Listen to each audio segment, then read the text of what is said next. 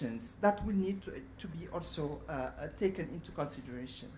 The first one is that smallholder farmers need to be at the center of all economic policies that will be designed. This is really a key, very key principle that we have to adopt.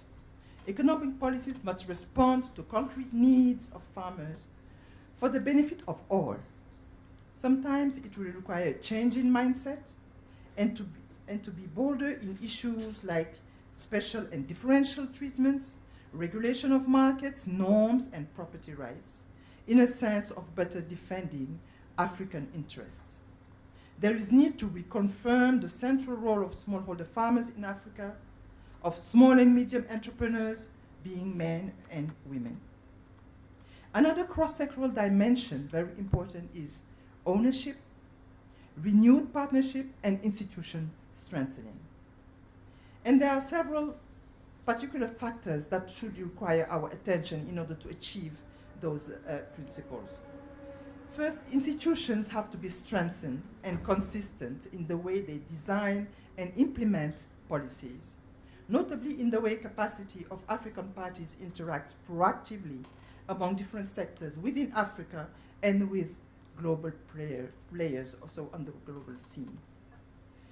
Partnerships should be mainly fostering the voice of farmers and value chain stakeholders, who are the key actors of the transformational process and need to be reinforced. So their voice needs to be reinforced in the change of game rules. CADEP, which is our framework, is a way of working.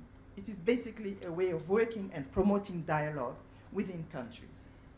External partners have supported the process and are still supporting it towards achieving the common goals. But it is important to recognize that responsibilities of either party are somehow different. Arbitration and decision-making on economic policy issues will have to be managed by Africans for themselves, while the range of available options will have to be fed by knowledge and science produced by all parties. So I think that the responsibilities are quite a little bit different. The challenges of increasing productivity in a sustainable and equitable manner will have to be addressed in a more systemic and multi-sectoral way by handling together the issues of access to education, to finance, environment, land, infrastructure, trade, technology, and industrialization, among others. On some of these issues, the regional level will be more relevant than the national one. We already talked about that. In particular, if we consider regional integration as the best option for boosting economic development on our continent. In conclusion, it is important to emphasize that our main challenge remains that of improving the livelihoods of our farmers, of which women farmers are the forefront, given their productive and reproductive role. There is no need to remind that if women had the same opportunities as men in terms of access to productive resources, they could increase yields on their farms by 20 to 30% and raise total agricultural outputs in a way that could lead to an estimated 150 million people out of hunger.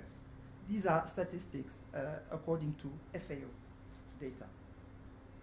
So empowering women is not only a question of economic justice, it is also a question of greater efficiency.